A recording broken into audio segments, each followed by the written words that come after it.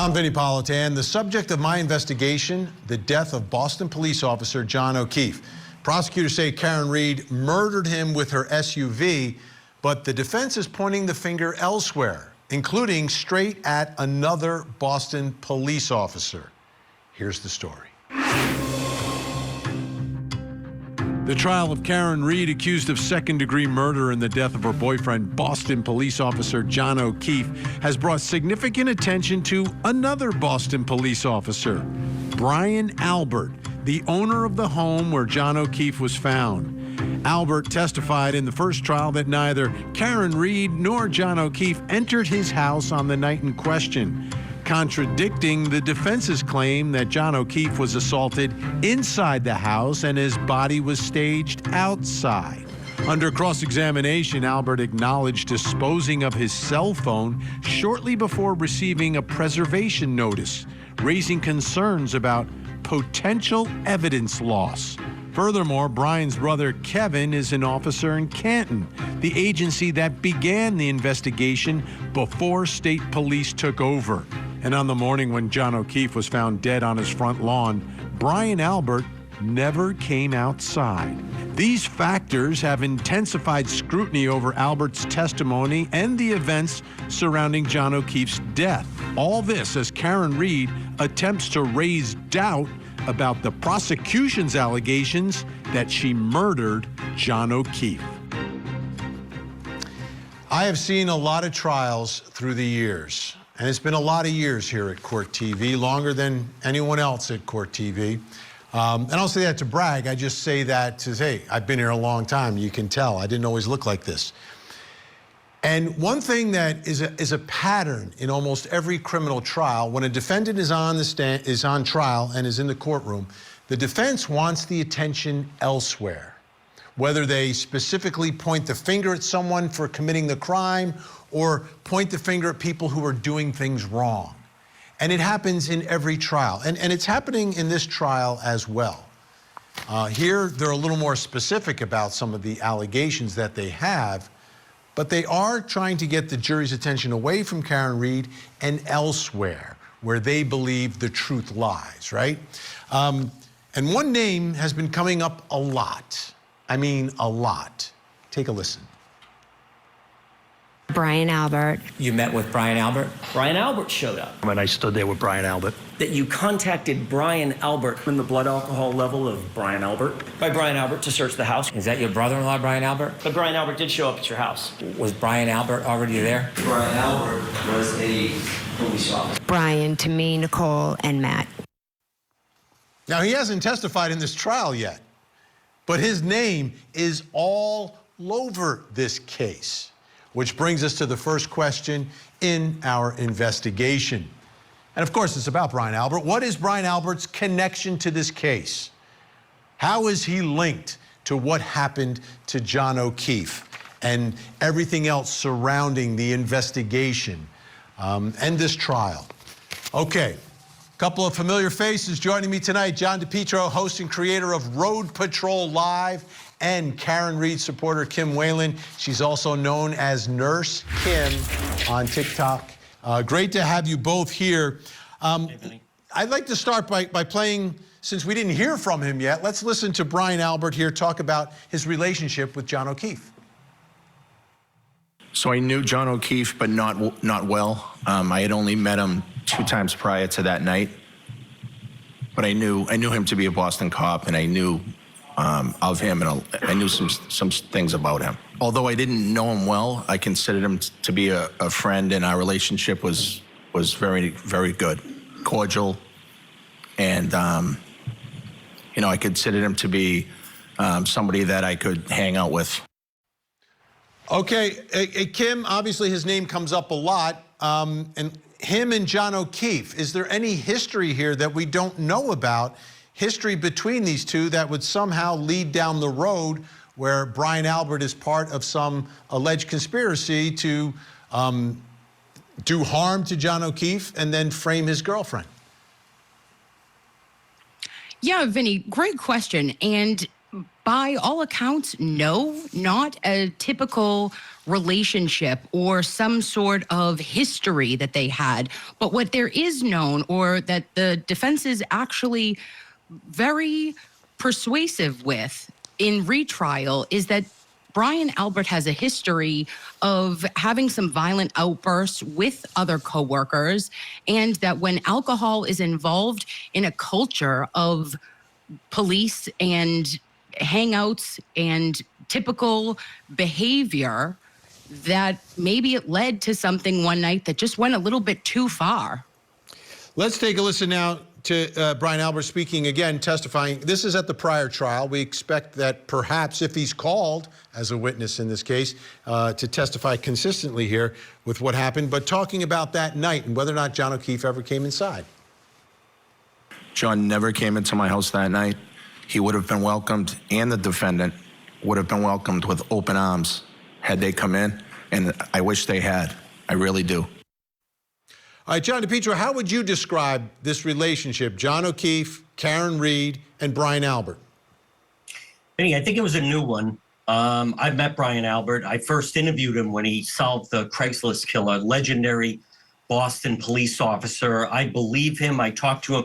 What we know is that night, John O'Keefe had a choice of either staying with Karen Reed or he wanted to go in and hang out with Brian Albert and his family and friends. And we know what John O'Keefe chose because he got out of the car, and that's exactly where he was headed. I feel that he has been villainized in this. Vinnie, you remember that when Karen Reed was arrested, that was the first time she said to state police, we all know there's a big joke between Brian Albert and Colin Albert. That's the first time he was kind of thrown into the mix.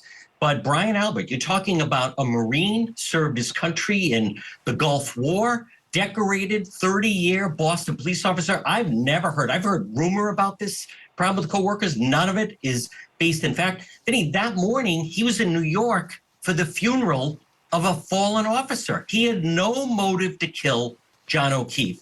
Brian Albert, to me, is he's been villainized in this. He did nothing wrong that night. Let's take a listen now, because this was a big part of the first trial, and I think an important piece of evidence for the defense when you talk about the so-called butt dials. That next morning, while everything was going on, I mentioned to Brian that I may have butt dialed you last night. Sorry about that. Did the two of you agree that you were going to both say those calls were butt dials in order to cover up those calls? Objection. You can answer that. We did not say that. All right, Kim, give us a little more background and context for these so-called, what he calls butt dials. I'm sure the defense would call them something else, but give us a little more of the context and the facts surrounding them. Yeah, so the butt dials are alleged to be around 2:22 a.m. And that is very interesting because that came out during the first trial. And we know that the defense alleges that there was a 2:27 Google search made by Jennifer McCabe of House Long to Die in Cold. Now, if you correlate butt dials and butt answers on behalf of Brian Higgins, you have to wonder what was going on, because they had stated specifically in the Albert residence that they had gone to bed and that they were upstairs having a marital moment together, and somehow a phone that is typically on the end table or nightstand of Brian Albert ended up being recognized by biometrics and calling his friend Brian Higgins. So, John, this was a big deal in the first case, and a lot of people are skeptical of that. What do you make of the after 2 a.m. butt dials? Vinnie, I think it was a night of long drinking, and a lot of people were still awake and wired. But what we know is it was a good time that night. Just in this trial, all the witnesses, Jen McCabe, Kerry wasn't there, but Jen McCabe, there was no tension. There was no problem in the house. They were having a good time. He was inviting everyone back. I think when you have this number of people and everyone's up late, people are, doing things with their phones. But I don't think it rises to the level of anything nefarious, and certainly not to the level of the conspiracy. And I'm glad that Nurse Kim mentioned the Google search, because that has been put to bed. That was firmly put to bed by Jessica Hyde. So I agree. It seems a little strange, but bottom line, John O'Keefe never entered that house. I just fail to see where Brian Albert did anything wrong. Now, I want you to take a listen to this, because I'm troubled by this, and I don't know what the explanation is, but here's Brian Albert talking about destroying his phone. Without notifying him that the very phone that he had just ordered you to preserve had just been destroyed days earlier. No, the phone wasn't destroyed. I upgraded the phone. The data was destroyed, sir. Correct?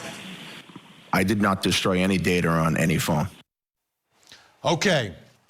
What's going on with the new phone, John, just around the time that there's an order to preserve and suddenly this information is lost? And I would say this. We know that Trooper Proctor's personal phone, that information was gathered. It cost him his career, right? So what's honestly going on here with Brian Albert's phone? Well, Vinny, as we just heard with the ARCA expert, Dr. Wolf, he also apparently, after 2 years, had upgraded his phone. It's very common that people upgrade their phone after a period of 2 or 3 years. Brian Albert was absolutely within his right to upgrade his phone at that time when he did it. And if I want to step back, look at what they've done with, Jen McCabe's contents of her phone in the Google search. And if you want to talk about Alan Jackson, I covered the Spacey trial, and Alan Jackson made hay in that trial. But the bottom line, Brian Albert was within his right to upgrade his phone. So one thing, Kim, I'm a former prosecutor. That's the filter. And I can't tell you how many times I've said, looking at these cases, I don't believe in coincidences. And here this is the prosecution saying, believe this coincidence that the phone data is gone right around the time that the order for the preservation of that data is happening. What are your thoughts?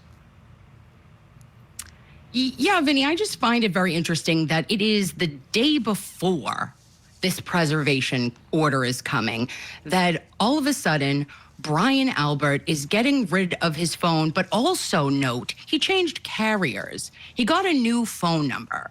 And these are things that Boston police officers and officers typically do not do. They've had their same phone numbers for decades. And I just find that very, very concerning. And like you said, I don't believe in coincidences when it becomes this many. All right, good news. John and Kim are sticking around. Coming up next, was Brian Albert's behavior suspicious? That's the time we listed it, yes. Just months after John O'Keefe was found on your lawn. Objection. Stay. Join Court TV's Vinnie Politan with the latest and breaking true crime stories. Now, let's look at the other side of all of that. Vinnie Politan Investigates, tonight, 9/8 Central, only on Court TV. Is Karen Reed a killer girlfriend? She's guilty. Or the scapegoat in an elaborate cover-up? Karen Reed was brave. We know who did it. The Karen Reed murder retrial. Live coverage weekday mornings, 8/7 Central on Court TV. Shortly after this incident, Brian Albert got rid of his house, the whole thing. Just sold it. His childhood home, a home that had been in the Albert family for generations. He literally sold it mere months after this incident. Dog rehomed, phones destroyed, house sold. You'll learn that all these things happened shortly after the incident where John O'Keefe was found unresponsive and dying in Brian Albert's front lawn. Once again, there you see Alan Jackson in his opening statement directly going after Brian Albert, okay? Going after him. They want the attention on Brian Albert. They believe Brian Albert is part of this conspiracy and cover-up involving the death of John O'Keefe. But here's Brian Albert back in the first trial talking about two of those issues that Alan Jackson just spoke about, the dog and the home. Take a listen. After you learned that there were questions being raised about John's injuries and dog bites and scratches, in May of 2022, you got rid of that dog, did you not? Objection. Sustained. Chloe was rehomed in May And we can use 2023. whatever words we want to. Rehomed, rehoused, whatever. But you got rid of her. She's no longer part of the Albert family, right? Objection. Allow that. Right. My parents built the house in the late 70s, 79 maybe. You listed that house for sale for the first time ever in November of 2022, correct? That's the time we listed it, yes. Just months after John O'Keefe was found on your lawn. Objection. Sustained. Okay, so that's his version of what happened with Chloe the dog and with his home. And all this brings us to the next question in our investigation. Was Brian Albert's behavior suspicious? The things that he did, are they routine, normal behavior, or does it rise to the level of suspicious? And if so, how suspicious is it? Joining us, private investigator with more than 20 years of experience, Jason Jensen, and psychotherapist and CEO of Life Counseling Solutions, Dr. Janie Lacey, to offer their expertise on this really significant issue. I just want to refresh some of the conduct that we're talking about. Brian Albert knew John O'Keefe, didn't know him that well. He said John O'Keefe never came inside his house. He said the calls after 2 a.m. that morning to Brian Higgins were butt dials. He was accused of destroying his phone, but said, I was just getting a new phone just before the order to preserve the phone, and then rehoming the dog and selling his home. Jason Jensen, I'll begin with your thoughts on this. As you look at those facts, are they all pretty mundane, being blown out of proportion? Are they suspicious? What are your thoughts here? Well, oftentimes what's described there is pretty normal, pretty common to rehouse a dog or sell a home. But in the context of a case, and that's what this is, it's a trial where if you're getting rid of things that are relating to a case, that can be characterized as disposing of evidence, which disposal of evidence is consciousness of guilt. Now, Dr. Janie Lacey, it's difficult to, I guess, truly understand what's going on here unless we absolutely know the truth, which is what the jury's trying to figure out. But he's testified about this stuff. He's answered the questions. As you look at this issue of someone being potentially evasive, or someone acting suspicious, or someone describing very routine, mundane things in their life, what are you seeing and hearing here?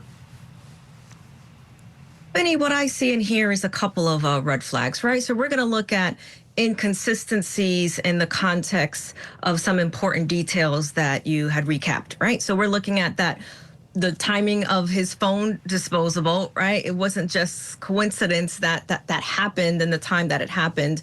And then when I was hearing and watching some of his testimony, he's also very unclear about his phone activity, right? So he talks about the calls with Higgins on the night of the death, and then he claimed to inadvertently call during intimate moments with his wife. And there was some inconsistent explanations about his phone being locked or unlocked. And then we also want to consider some of that post-discovery behavior. He had multiple phone calls with family members and potential coordination with other witnesses. And as you recapped, he sold his home after the incident. So a couple things that would tell me is that he's controlling potentially a narrative. So he's showing these patterns of where he can control the flow of information, the phone disposal, the residential sale. And then we think about some of these statements that he makes when we look at someone's language that they use. He never entered the home, right, despite lacking some of that direct evidence. And then him having that law enforcement background can provide certain understanding of evidence handling. But I know we can also probably argue, right, there's some stress response patterns when you're up on the stand and the testimony, right? Because it can show some signs of cognitive processing difficulties under pressure. So we know that also happens. But I would look at those inconsistencies that the defense was noting. Jason, the one that troubles me the most is the changing of the phone. We all upgrade our phones. You know, some people may change their phone numbers. I get all that. It happens. But to me, it's the timing. Could there be another reason for wanting to make sure that the feds or anyone else doesn't get their hands on your personal phone if you are a police officer, other than you're part of a conspiracy and cover-up in the murder of another police officer? Well, clearly, if there's sensitive items on the phone, you know, whether it be intimate stuff between you and your spouse, or maybe there's photos of other cases, you know, things involving crime or something that you don't want everyone to see because it's material for forensic value in some case, you may not want all that stuff to be shared with the feds about your department or something like that. And so I can get some of that would be, you know, you'd want to be protective of that, because if it shows that, you know, there's some loose activities about how you conduct your investigations using your personal phone instead of, you know, devices issued by the department, you probably wouldn't want to reveal that to the world or have it be part of a investigation by the feds. But that being said, you know, get it forensically extracted, you know, in good hands, have a Celebrite removal of data, and then sell it, and then you got clean hands. All right, big thank you to our two experts giving us this incredible analysis tonight. We really appreciate it. I know you're going to stick around because we got more work for you to do. Up next, what is Brian Higgins' connection to the case?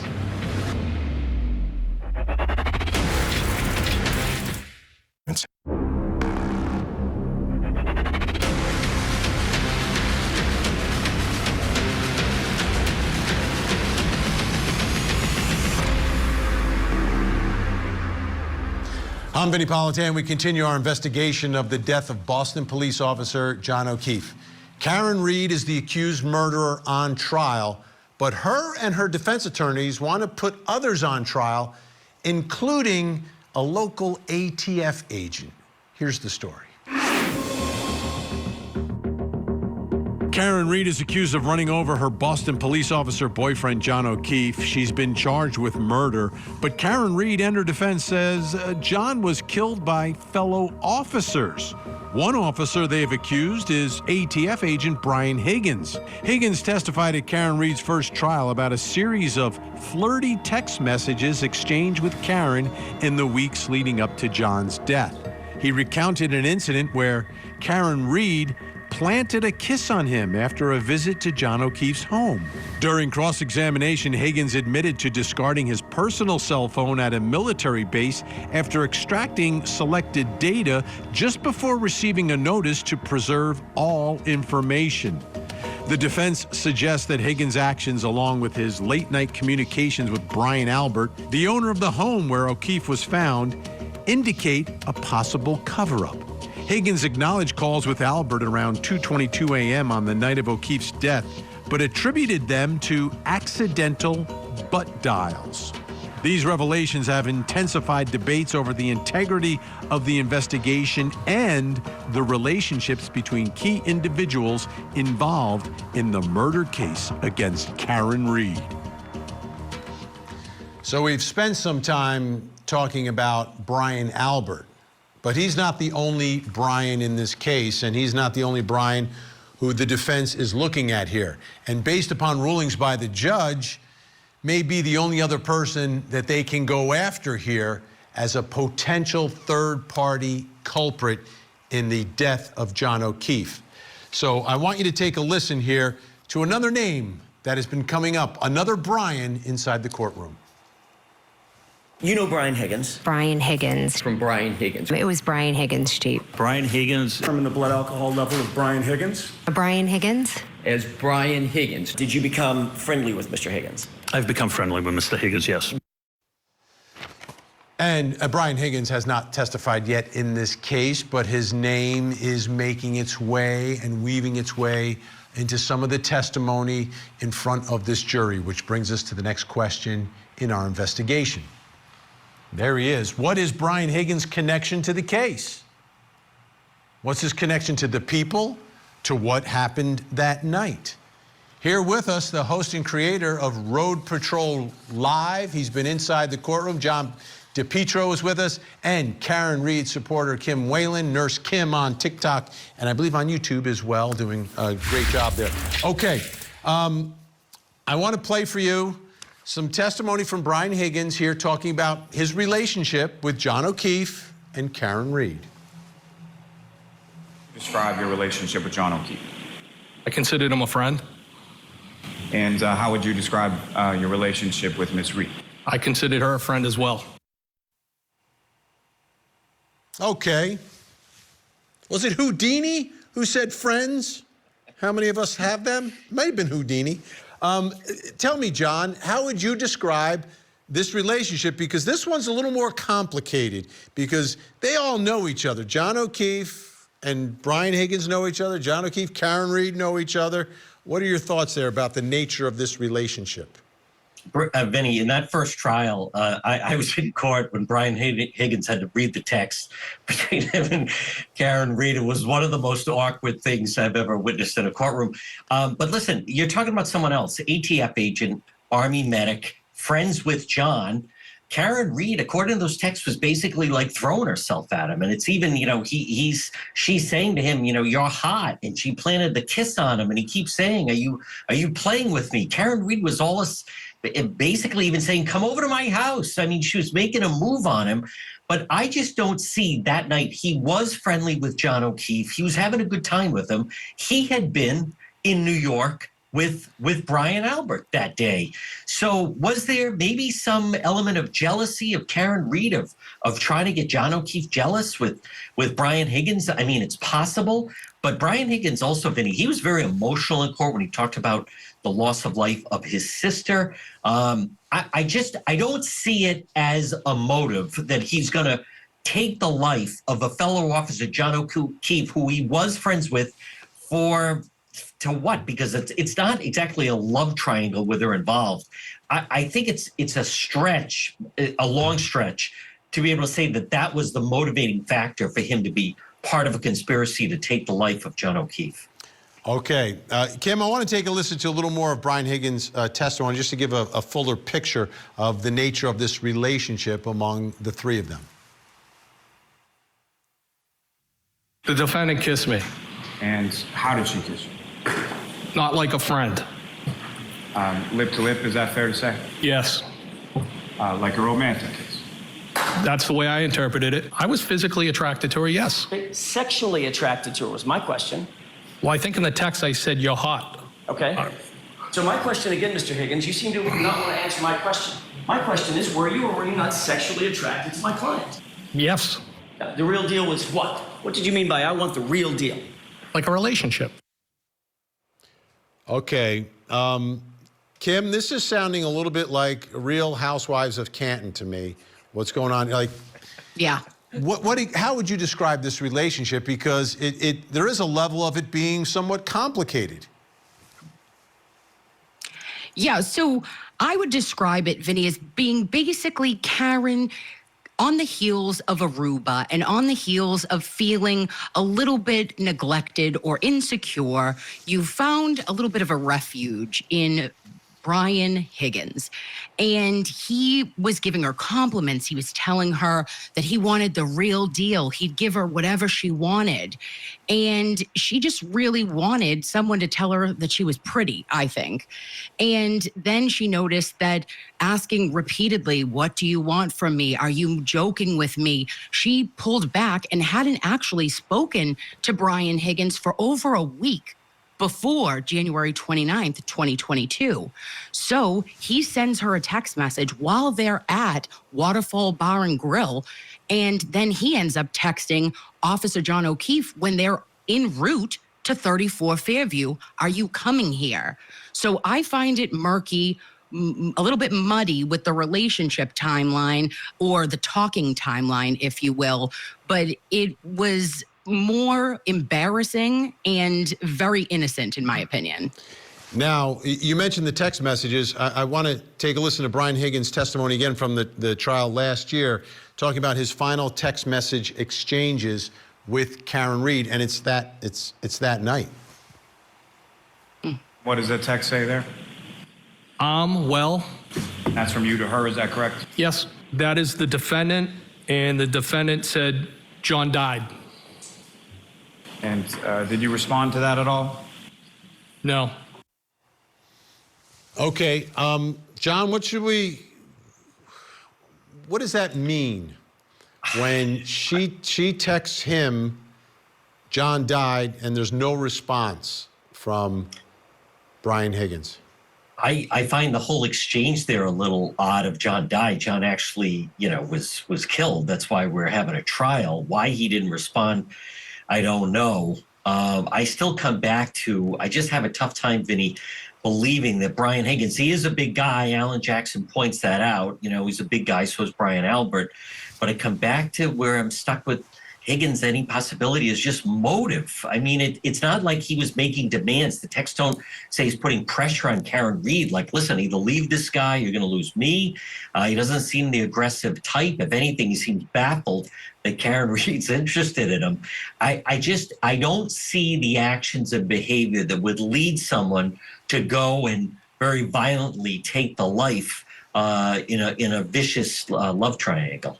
Now, I want to zero in on part of the timeline of that night, because Brian Higgins was at the waterfall, went to 34 Fairview, but then he went somewhere afterwards, didn't just go directly home. Let's take a listen.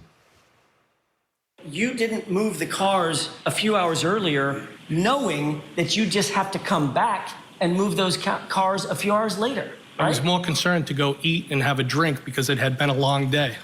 So wouldn't you want to move those cars early on so you wouldn't have to go all the way back to Canton and play, parking lot with these cars in the middle of the night? Not really. So, Kim, his testimony in that trial was that after going to 34 Fairview to the after party, after the waterfall, he then goes back to Canton PD and is moving cars around. And now apparently there's new video that's been uncovered of him there. What are your thoughts about the significance of all of that? Yeah, I find it very significant, Vinny. And I think to myself, in what world would an ATF agent with a satellite office at Canton Police Department go at after 1:30 in the morning to play musical government-issued vehicles? Like, he could have done that multiple other times throughout the day. They were very well aware that this impending snowstorm was coming. And he had drank how many Jameson and Gingers, and then why he left 34 Fairview was because Brian Albert only had beer. So then we find out, after dribs and drabs of Sallyport video coming through to the defense after 3 years of this case being ongoing, we find out and see video footage of Brian Higgins on the phone, allegedly, while he's at Canton Police Department, and he never said that he had made a call at all after he had left 34 Fairview that night. John DePietro, I'll give you the final word on this. We have about 25 seconds. Vinny, I just want to touch on that is new evidence that she's mentioned. Listen, I don't know. They had been away all day. Maybe he just wanted to have everything in order. We don't know if he was returning phone calls, by the way. This business, he was actually talking to someone. He could have been, if there's video of him, he could have been leaving a message for somebody, could have been returning calls to various people. I can't get in the mind of that, but I still come back to, I just failed to see the nefarious element that he's in. I'll grant it that him going back there late might strike some people as a little unusual. All right, John DePietro, Kim Whalen, great to see you, and I'll see you when I'm up there next week. So we're going to lock you guys down and make sure you're part of the program up there. All right, still to come, was Brian Higgins' behavior suspicious? You made the decision to dispose of your phone without consulting anybody about the decision to throw out your phone, correct? Yes. Join Court TV's Vinnie Politan with the latest and breaking true crime stories. Now, let's look at the other side of all of that. Vinnie Politan Investigates, coming up next, only on Court TV. You watched while your patient was lying there being tortured. What else was I supposed to do? So much for your career in caretaking. Interview with a Killer, season finale, Sunday at 8 on Court TV. I maintained the phone. Until you didn't. When you destroyed it a month later by pulling the SIM card out and throwing it away, correct? Objection. Sustained. Did you do that in October? Did you destroy that phone? Objection. Sustained. Did you pull the SIM card out of your phone, Mr. Higgins? Did you? It's possible that I did. I believe that's how I've testified. Yes. You testified. It's possible that if I took it out, that it was either cut or broken. It's not just possible. So that. And that would have been after the date the order was already denied. There's Brian Higgins talking about his phone and the SIM card and destroying it to some extent. Let's take a listen to more of his testimony. Again, he hasn't testified yet, but this is from last year's trial. In September of 2022, you were served with a preservation order for your phone, were you not? Yes. After September of 2022, you never received anything in writing that canceled or lifted that preservation order, correct? That's correct. After September of 2022, you made the decision to dispose of your phone without consulting anybody about the decision to throw out your phone, correct? Yes. Okay, so there was an order. The order ends up getting rescinded. He destroys his phone, but he didn't know, he didn't check with anyone before he did it. That's part of Brian Higgins' story and part of what the defense has been looking at and wants to put in front of this jury, which brings us to the next question in our investigation. Was Brian Higgins' behavior suspicious? The things that he did, the things that he didn't do. Joining us, private investigator Jason Jensen and psychotherapist Dr. Janie Lacey. All right, I'll begin with you, Dr. Janie Lacey. As you look at the way he's answering those questions, the fact that he's destroying the phone, I'll put some more information for you up on the board just to review some of the things that have been pointed out and testified about Brian Higgins. He knew John O'Keefe for about a year, kissed Karen Reed, or Karen Reed kissed him. I guess it depends on your point of view on that one, but it was not like you're kissing a friend. It was a different kind of kiss. Karen texted him, John died. He never replied to that. The night that John O'Keefe died, after the party, he didn't go home. He went back to the police station, and now there are indications that there's video of him with a phone up to his ear. And the defense, obviously, as we just saw, accused him of destroying the phone. What are your thoughts about some of the behavior of Brian Higgins? A couple things, Vinny. We can definitely look at them as red flags, right? As we just saw the testimony, the admitting to disposing of his phone, the uncertainty about the SIM card removal when he was being questioned. And then, we're also looking at the timing, right? So changing his phone number a day before receiving that court order to preserve his phone, and looking at the disposal that occurred without consulting with any type of legal authorities, especially being in law enforcement. And then his timeline that aligns with Albert's phone disposal. So you're looking at some of these red flags, but then when we bring in the relationship dynamics and admitting to the exchange of the flirtatious text with Karen, and then testified, as we just saw, that they shared a kiss that was more than just a friend, would indicate to me that it gets complicated when you look at these emotional dynamics, especially with his year of knowing O'Keefe and then his interest, as he mentioned, of Karen. So this compartmentalized behavior, we're looking at these deceptive indicators interrogators, right? His evasive responses to the direct questioning, is something that we want to consider. And then almost the minimalization of some of the relationships and the communication. And I would also say was a huge red flag because it's unexpected behavior for a trained federal agent to destroy evidence. But, with this emotional entanglement that he potentially had with O'Keefe and Reed, right, can show some type of emotional investment in the relationship with her. But we also know that when people get into these triangulations, it causes conflict of loyalty in these situations. Those are some of my thoughts, Vinny. Jason Jensen, I want to zero in on the phones because there's two parts to it, right? There's the butt dials and then the mutual destruction or, elimination of their phones. Like Brian Albert and Brian Higgins, they're the ones who are doing the butt dial. Brian Albert, Brian Higgins, they're the ones getting rid of their personal phones, changing their numbers. The information is gone. It's in the wind. What are your thoughts about that? Is that suspicious or is that, well, I get it. They don't want to give up their personal phones because there could be things on there that could destroy their personal and professional lives. Right. Vinny, if they were defendants, any time that there's spoliation of evidence involved, it's always viewed as being suspicious.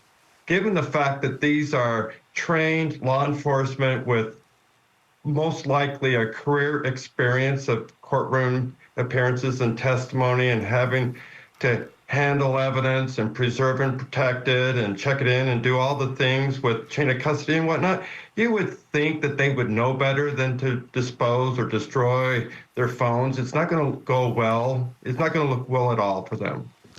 And Dr. Jay Lacey, I want to pick up on that note from Jason. Even if, let's presume they have nothing to do with any conspiracy, nothing to do with any cover-up, but the whole phone deal now plays out in front of this jury, and the jury's questioning it a little bit.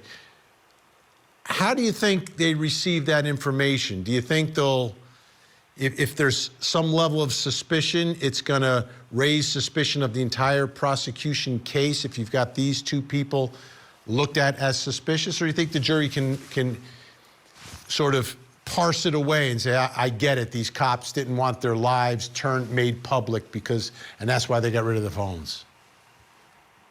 I would say, Vinny, it's definitely going to raise some suspicious because we're looking at, right, truthful versus deceptive, like baseline behaviors, and the impact of also considering their professional training on these deception capabilities that they're demonstrating.